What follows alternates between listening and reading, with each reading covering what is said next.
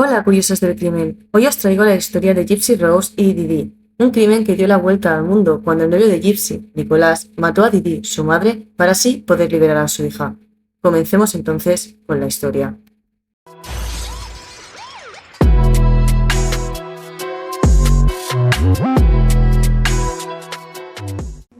Para poder explicar este caso, nos hemos de remontar a la vida de Didi, unos cuantos años atrás. Didi, desde muy niña, siempre había tenido comportamientos muy extraños. Ella era la más pequeña de sus 6 hermanos, pero llegó un momento en su vida que ésta cambió para siempre, que fue cuando su madre enfermó y tuvo que cuidar de ella, aunque esto no fue por mucho tiempo. La madre de Didi, Emma, murió a la edad de 59 años, y por si ya no fuera de por sí una fatal tragedia familiar, la situación aún empeoró más cuando los familiares empezaron a sospechar y más adelante a culpar a Didi de la muerte de Emma. El padre y hermanos de Didi estaban completamente seguros de que su hija había descuidado y maltratado a su madre Emma. La acusaron de haberla dejado morir por desnutrición y una nefasta higiene, aunque todas estas acusaciones cayeron en un saco roto, ya que no tenían ninguna prueba de lo que afirmaban. Didi, acusada por toda su familia por dejarla morir en tales circunstancias, con la edad de 24 años abandonó el nicho familiar, dejando a toda su familia atrás. No se sabe mucho de lo que hizo en aquel entonces, lo que sí se sabe que es en esta época cuando conoció al padre de Gypsy, Rob. Rob tan solo tenía 17 años cuando empezó la relación con Didi. Por no tomar las precauciones necesarias teniendo en cuenta la situación de ambos, Didi se quedó embarazada, y es así como asustado el joven Rob se esfumó de la vida de Didi. Más tarde, Rob aseguró que su ausencia también fue debida a que Didi hacía rituales de brujería en el campo. Nuevamente, Didi se quedó sola, pero esta vez con una pequeña bebé recién nacida, a la que llamó Gypsy Rose. La delicada situación económica y inestabilidad psicológica de Didi le hizo desarrollar una fuerte obsesión con Gypsy. Es entonces cuando inició una serie de mentiras sobre la salud de su hija. Didi volvió a tener contacto con su padre. Este se había emparejado de nuevo y llegó a un acuerdo con Didi. Esta podría vivir con su padre y su madrastra si trabajaba como cocinera para la casa. Pero poco tiempo pasó hasta que su madrastra Laura, la cual hasta el momento había gozado de una salud muy buena, enfermó, de una forma tan drástica que tuvo que ser encamada durante los 9 meses siguientes. El origen de su enfermedad pareció ser una comida que contenía algún ingrediente que afectó catastróficamente a su organismo. A Claude, su padre, le inundaron las sospechas por lo acontecido anteriormente con su difunta mujer. Esto desencadenó que acabara echando a Didi de su hogar, y fue entonces cuando Laura se recuperó rápidamente. Si aún sigues viendo el vídeo, es que te está gustando. Dale al me gusta y suscríbete para hacérmelo saber. Llegados a este punto, Didi y su hija Gypsy se quedaron a solas. A la corta edad de los 3 meses de Gypsy, Didi la llevó de urgencias al hospital. Esta tan solo sería la primera de muchas. Didi anunció a los médicos de urgencias que Gypsy tenía dificultades respiratorias, mientras dormía principalmente, pero los médicos no le dieron mayor importancia. Pero Didi no se quedó conforme e insistió en que le hicieran más pruebas. Es de este modo como Gypsy recibió su primer diagnóstico, apnea del sueño, y la mandaron de nuevo a casa con un respirador recetado. Didi no tuvo suficiente con esto y en los controles de salud de Gypsy ella seguía sumando más y más síntomas, hasta que al final estos controles se convirtieron en una rutina para Gypsy. La infancia de Gypsy no era la más común de una niña de esa edad. Su madre, Didi, no le dejaba jugar o comportarse con normalidad, ya que la había convencido totalmente de que era una niña completamente enferma. Gypsy siguió la línea natural de crecimiento de un niño, y la relación de su padre se fue deteriorando, pues Didi ya se encargaba de mudarse cada vez más lejos y posponer todas las llamadas que le hacía su padre para distanciarlos. En esos pocos años a Gypsy le diagnosticaron leucemia, diabetes, distrofia muscular, por lo que hacía servir una silla de ruedas motorizada. Era prácticamente ciega, tenía sordera, un leve retraso, una enfermedad intestinal por lo que se le puso una sonda para alimentarla y un respirador que le proporcionaba oxígeno cada vez que salía a la calle. Por lo tanto, su infancia era de todo menos normal. Didi, con todo lo que le ocurría a su hija, no tenía tiempo para trabajar. Es así como logró subsistir con las donaciones y ayudas que la sociedad le proporcionaba. Pero la realidad que escondía toda esta historia era que todo el historial clínico de Gypsy era mentira. Gypsy empezó a crecer y darse cuenta de que no estaba enferma, y en sus declaraciones explica que cuando ella se intentaba levantar y caminar, porque podía, Didi le pegaba e incluso le explicó que Didi la castigaba físicamente si lo hacía, llegando a tenerla 2 semanas atada a la cama.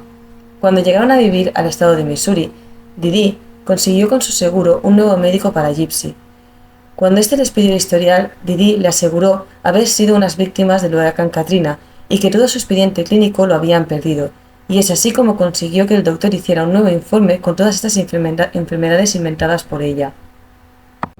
Pero aunque este doctor hubiera recogido todos los datos que Didi le expuso, ella tenía que seguir demostrando en los controles de salud que Gypsy tenía estos síntomas.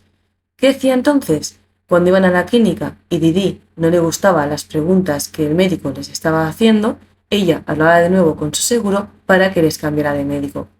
Pensad que Gypsy en las visitas médicas nunca hablaba, solo lo hacía cuando Didi la dejaba, y cuando Gypsy hablaba, Didi le cogía de la mano como un símbolo de autoridad sobre ella para evitar que Gypsy hablara de más. Todas las mentiras de Didi se empezaban a tambalear.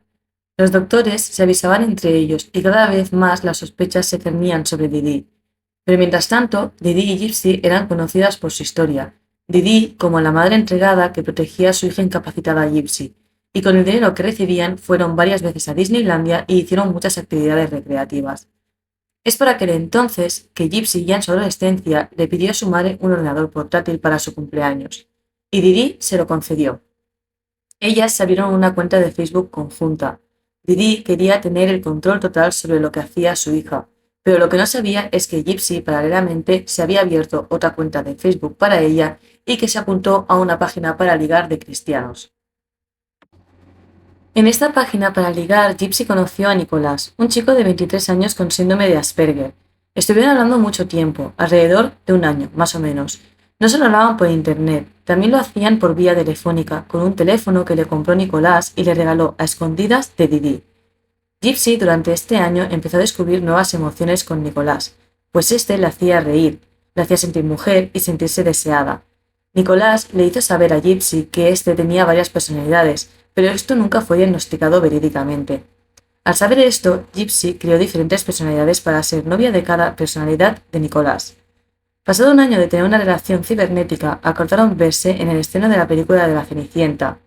Quedaron en ese lugar porque era la única forma en la que Gypsy podía salir de su casa y separarse momentáneamente de Didi, para poder ver por fin a Nicolás. Gypsy le dijo a su madre que tenía que ir al baño, y es allí donde se encontró con Nicolás y mantuvieron relaciones por primera vez. Gypsy volvió a la sala de cine con Didi. Intentó que ésta hablase con Nicolás, pero Didi rehusó hacerlo y se la llevó hacia casa. La situación en casa empeoró. Su madre la tenía muy controlada, pues Gypsy ya había intentado fugarse en una ocasión, y es así como después de una pelea, Gypsy encontró su partida de nacimiento, en la que descubrió que su edad real eran 24 años, no 16.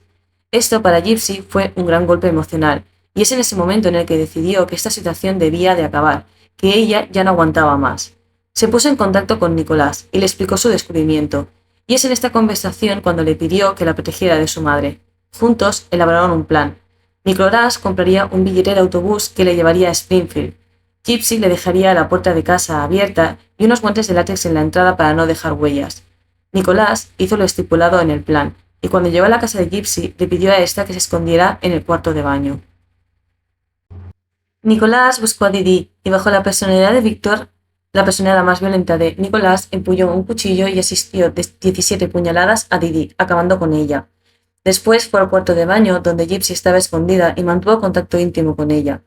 Posterior a esto sabían que tenían que huir, así que Gypsy recogió un sobre donde su madre guardaba una buena cantidad de dinero en efectivo. Se lo llevó y junto a Nicolás se fueron a una habitación de hotel donde pasaron toda la noche. Por unos mensajes escritos en la página de Facebook de Didi y Gypsy compartían, los vecinos entendieron que algo iba mal, y fueron a casa de Didi a ver si estaban bien. En ella encontraron el cuerpo de Didi y la silla de ruedas de Gypsy.